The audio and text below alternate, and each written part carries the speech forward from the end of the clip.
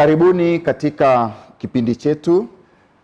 Mada yetu muhimu kabisa katika mwezi huu wa tatu, ambao mada inabeba dhana hii: KCDE, yani Taasisi ya Maendeleo na ya Kuendeleza Mazingira ya Kilimanjaro, na ukijanishwaji wa mlima Kilimanjaro.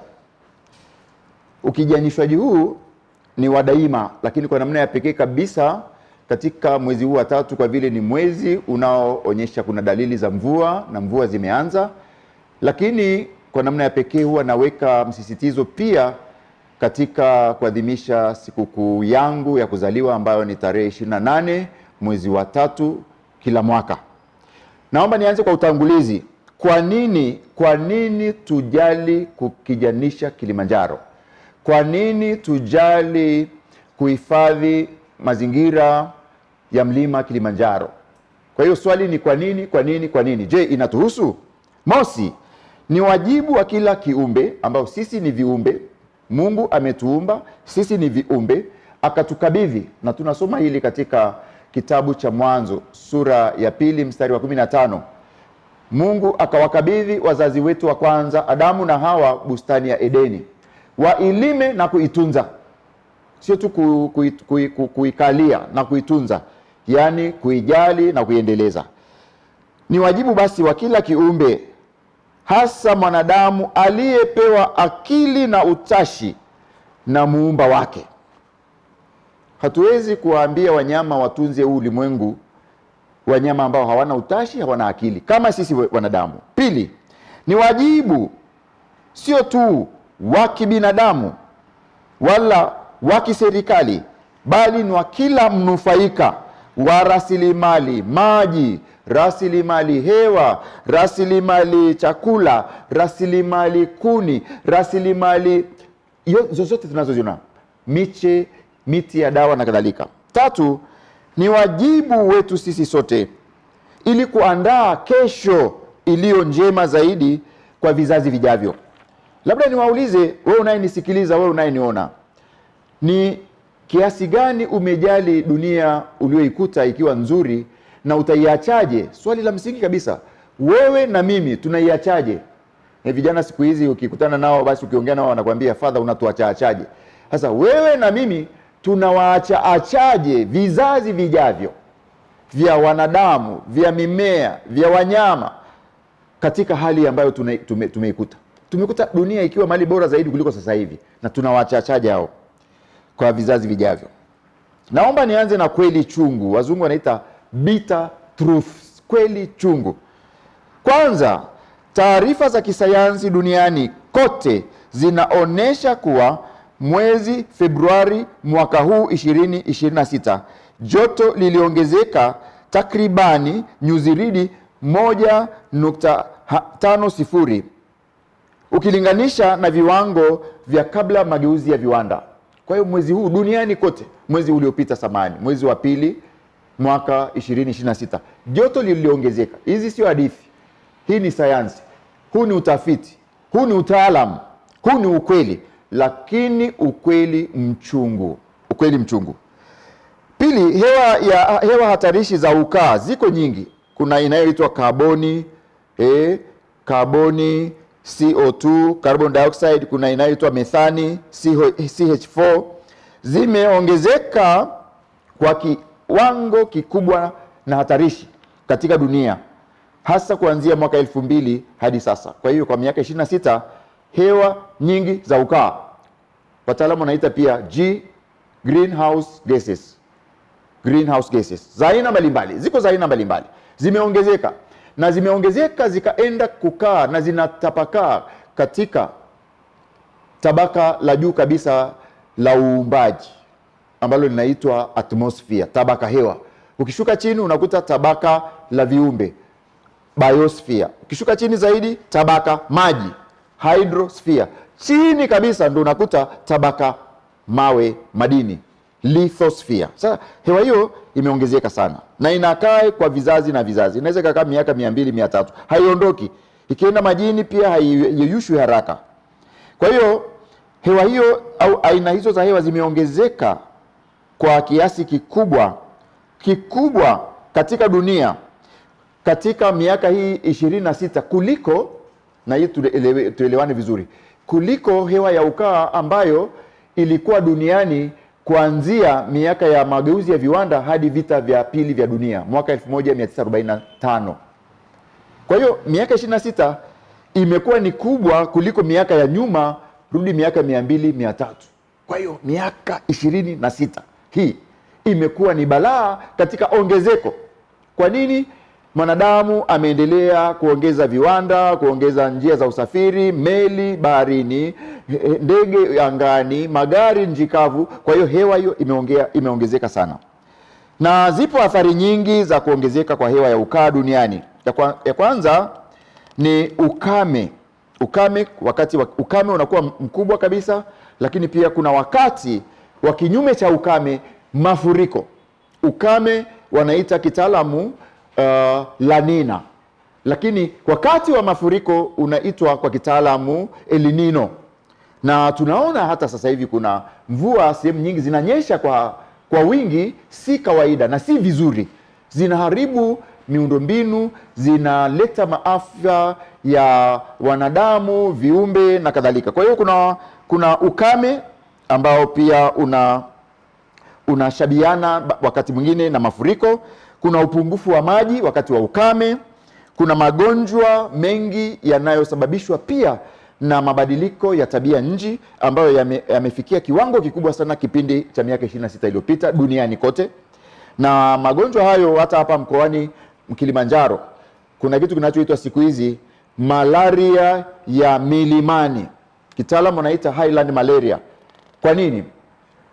Miaka 40-50 iliyopita sehemu za milimani kulikuwa kuna ubaridi. Kwa hiyo wale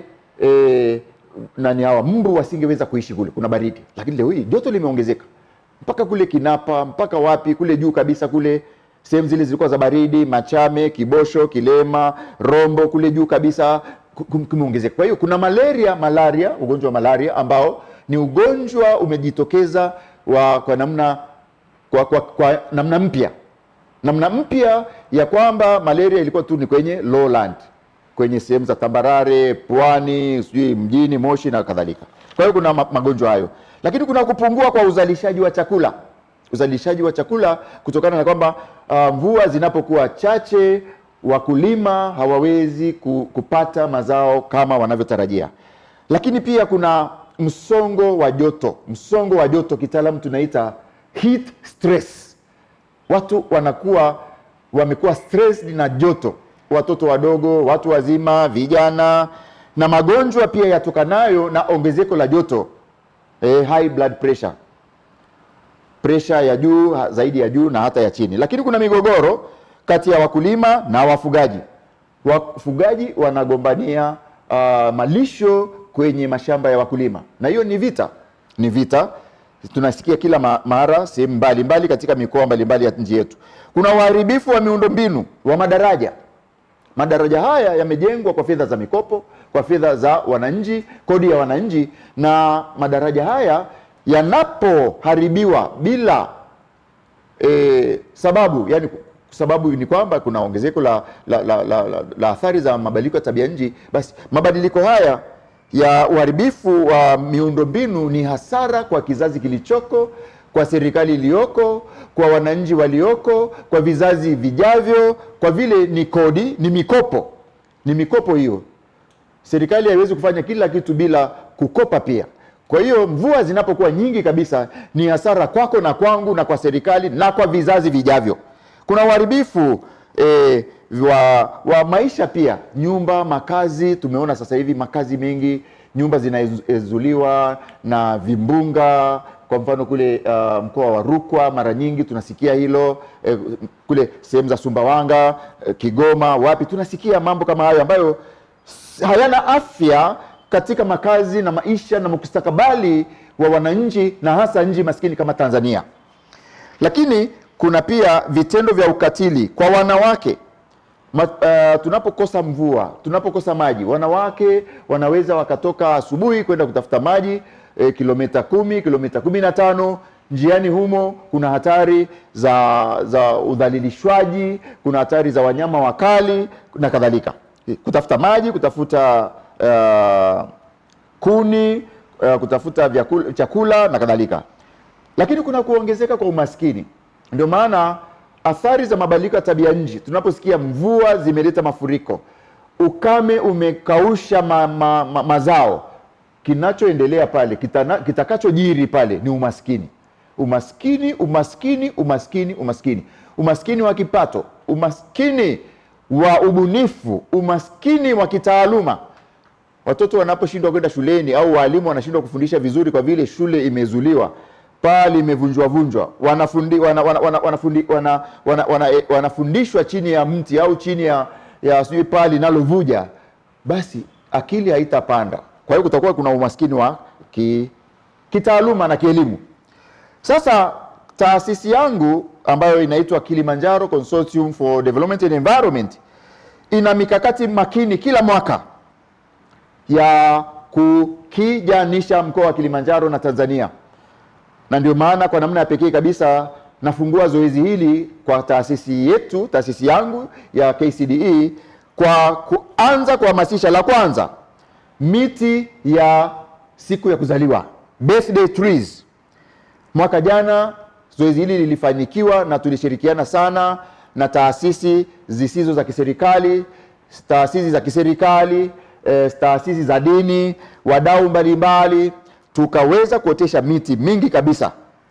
Kwa hiyo kwa miaka hii tangu taasisi hii imeanzishwa, miaka takriban 4.5, taasisi hii imekuwa ikijikita katika kugawa miche ya miti bure na kuhamasisha na kutoa elimu. Lazima elimu. Unaweza ukagawa miti bure ukawa kama unagawa tu kitu ambacho watu haelewi hivi maana yake nini. Lakini kwa nini watu waoteshe miti? Ndio dhana kubwa ambayo naitoa. Kwa hiyo tumekuwa tukiotesha miti zaidi ya 4 milioni. Kwa hiyo tunatoa elimu endelevu, KCDE inatoa elimu endelevu. Tunatoa machapisho makini na ya kitaalamu katika semina, warsha, tafiti kwa makanisa, misikiti, serikali na kadhalika. Na kwa mwaka huu kuna kitabu kipya kitatoka,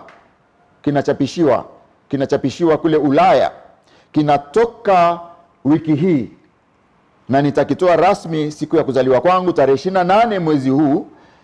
Ni kitabu kimeandikwa kwa Kiingereza na kitakuwa ni kwa ajili ya Afrika, vyuo vikuu vya Afrika, a compendium for African universities.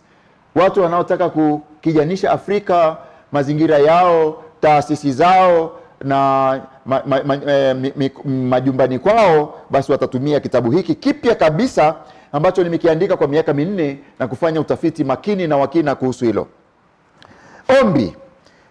Taasisi yangu inawaomba wadau wote ambao tumesema hapo mwanzoni ni wajibu, lakini tushirikiane katika jukumu hili ambalo ni wito wa kukijanisha Kilimanjaro yetu, kukijanisha makazi yetu, kukijanisha miji yetu, makazi yetu na jamii zote katika maisha yetu. Basi niwaalike tarehe hiyo 28 mwezi huu wa 3 mwaka wa Bwana 2026 kwa kuchukua miche ya miti rafiki wa mazingira. Rafiki wa mazingira sio tu kila mti ni wa kuotesha, la hasha. Kuna miti rafiki wa mazingira ambayo inaboresha ardhi, rutuba ya ardhi, inaleta hewa nzuri zaidi na kuonyesha hali nzuri zaidi ya mazingira. Na miti hiyo itapatikana hapa kwa wale wanaoishi karibu na mji wa Moshi, itapatikana hapa karibu na Kristo Mfalme. Lakini kwa wale wanaoishi katika sehemu za Vunjo na Rombo, wanaweza kachukua katika kitalu chetu kilichoko katika sekondari ya Mtakatifu Yohane Paulo wa Pili Lombeta, upande wa kule Vunjo na Rombo. Sasa ni dokeze rasilimali za pekee na muhimu za kuwezesha zoezi hili. Mara nyingi watu wanataka kufanya maendeleo, lakini hawajui nyenzo, tools, instruments za kufanya, za kuzingatia, za kuunganisha ili zoezi lolote liweze kufanikiwa. Ni kama unapoenda kwenye mtihani, huwezi kwenda tu na mikono tu hivi sema basi.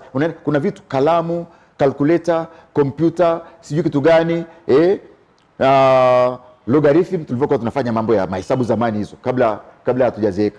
Kwa hiyo nyenzo muhimu ambazo kila mmoja wetu anazo hapa, sana sana sio fedha. Naomba wadau wote mnisikie. Nyenzo namba moja au rasilimali namba moja ya pekee ni rasilimali hizi: rasilimali akili na utashi. Utashi binafsi na wa jamii, kwamba dunia hii ni yetu sote, mkoa huu ni wetu sote, shule na kanisa, makanisa haya ni yetu wote, misikiti hii ni yetu sote, na maisha haya ni yetu sote. Kwa hiyo rasilimali akili na utashi wa binafsi, narudia, wa binafsi na wa pamoja. Rasilimali namba mbili, rasilimali ya kuwa na huruma. Mama dunia leo hii, nerves za mama dunia zinapasuka. Mama dunia analia, ni kwa vile huwezi kusikiliza kwa sauti ya kibinadamu. Hii dunia ile tabaka hewa linalia, linapiga yowe, tabaka maji linapiga yowe, ardhi sasa hivi inachakachuliwa, kuna viuatilifu, sijui mbolea za viwandani linapiga yowe. Sasa hiyo yowe inaniita mimi na wewe kuwa na huruma, inaitwa ni empathy kwa Kiingereza, kwa mama dunia, kwa tabaka hewa, kwa tabaka maji, kwa tabaka madini. Sio tu kuchimba madini yaani madini yanachimbuliwa tu, watu hawafikirii kuna vizazi vitakavyokuja miaka 200 hivi watakuta mashimo tu huku Tanzania.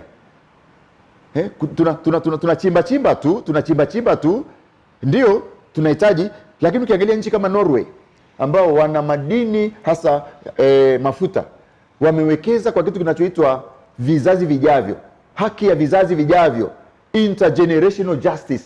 Yaani wamewekeza, watoto watakaozaliwa kule Norway baada ya miaka 1000 watakuta hiyo rasilimali, hata kama imechimbuliwa, wanaweka kwenye benki ya miaka 1000, benki ya miaka 500, 1000. Sasa sisi mara nyingine tunakula mpaka mbegu. Ukisikia mtu kwa Wachaga wanasema huyu amekula mbegu, yani umekula ile kitu ambacho ulipaswa kukiweka ili ukioteshe kiweze kusaidia wengine. Rasilimali ya pili ambayo ni umuhimu kabisa ni rasilimali mshikamano. Uoteshaji wa miti hauna cha chama hiki na chama hiki, hawa ni mahasimu wetu, au timu hii Simba Yanga, au chama hiki CCM Chadema, au dini hii Wakristo Waislamu. Ni wajibu wa kila mwanadamu anayepumua, aliyeganjiwa hewa ya bure, rasilimali za bure, aliyeganjiwa kuamka leo hii, na aliyepewa maono na utashi wa kuwekeza kwa ajili ya vizazi vijavyo. Sasa tufanye nini? La kwanza, nawaalika kila mwana Kilimanjaro atetee uhai wa mama dunia, atetee uhai na mustakabali wa mazingira, atetee mustakabali wa bioanuai, ekolojia. Kuna viumbe wengi sana sasa hivi, miaka hii 100 iliyopita, viumbe wengi sana ambao muhimu katika dunia wamepotea. Leo hii ukitokea hapo nje ukiangalia, hutaweza kuona kipepeo, ni mara chache sana.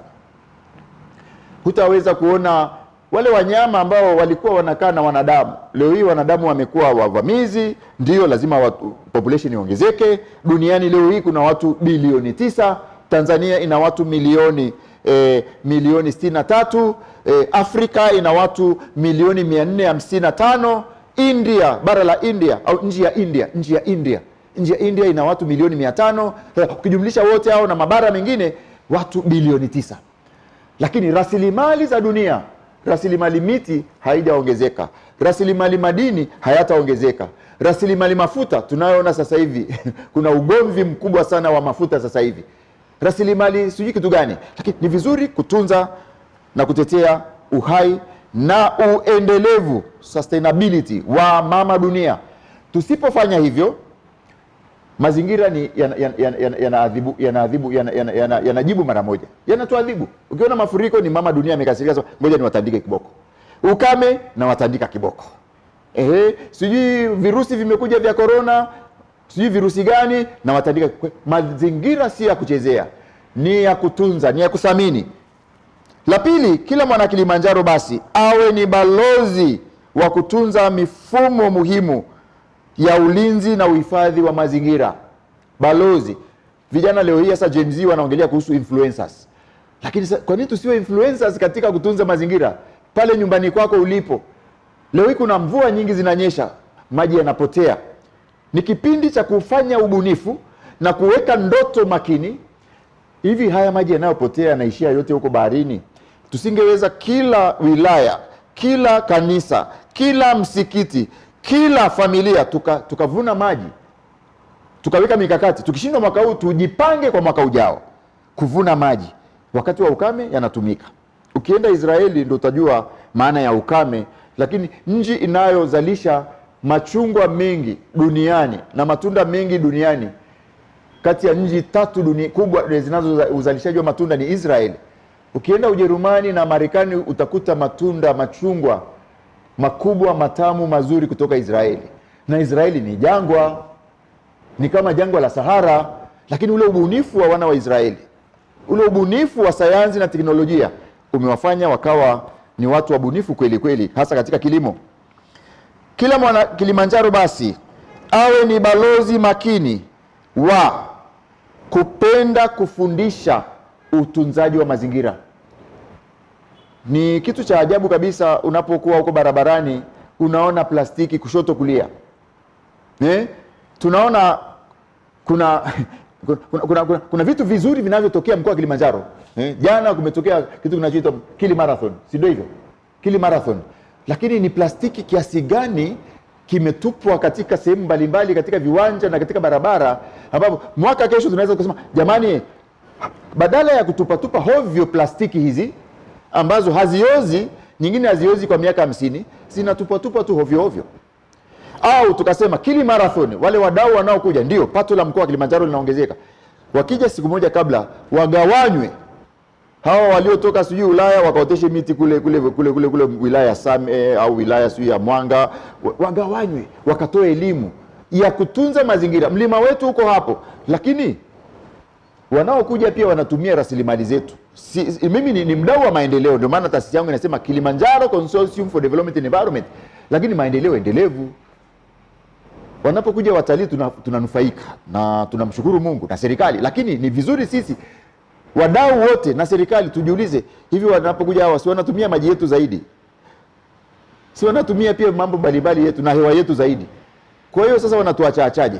Ni vizuri sasa wakaendelea kuotesha miti ili miaka ijayo huo mlima ukaendelea kuonekana hivyo. Ndio tunafurahi sasa hivi uko mweupe, lakini kiwango cha theluji kwenda chini kwa mita au sentimita ni kidogo kabisa. Jua likiwaka kidogo tu hivi utaona mlima ule umekuwa jiwe. Umekuwa jiwe kwa vile inayoyuka haraka kabisa. Lakini miaka 50 iliyopita lile jiwe lilikuwa mita 4-5. Hicho kitu tunachokiona cheupe, mita 4-5 kwenda chini mpaka kiyeyuke ilikuwa inachukua muda. Leo hii ni visentimita viwili tu, kama wamerashia tu nani hivi, mtu ameweka ice cream kwenye keki. Kwa hiyo joto likitokea ile ice cream inayeyuka.